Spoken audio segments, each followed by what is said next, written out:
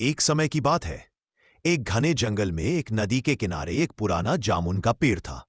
उस पेड़ पर एक चतुर और खुशमिजाज बंदर रहता था।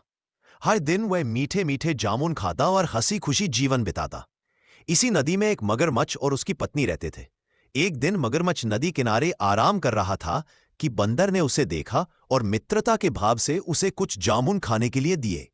मगरमच्छ ने जामुन खाए तो उन्हें बहुत स्वादिष्ट पाए।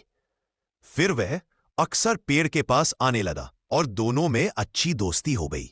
धीरे धीरे मगरमच्छ बंदर के जामुन घर ले जाने लगा ताकि उसकी पत्नी भी खा सके। मगरमच्छ की पत्नी ने जब मीठे जामुन खाए तो उसके मन में लालच आ गया। उसने सोचा, अगर जामुन इतने मीठे हैं तो इसे खाने वाले बंदर का कलेजा कितना मीठा होगा।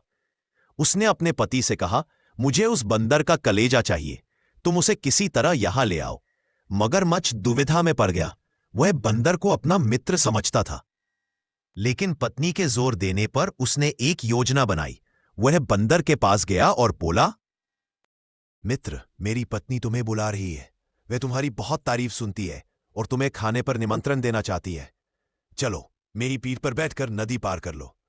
बंदर ने विश्वास किया और मगरचक की पीठ पर बैठ गया। जब वे नदी के बीच पहुंचे तो मगरचक ने सच्चाई बता दी। मेरी पत्नी तुम्हारा कलेजा खाना चाहती है, इसलिए मैं तुम्हें ले जा रहा हूं।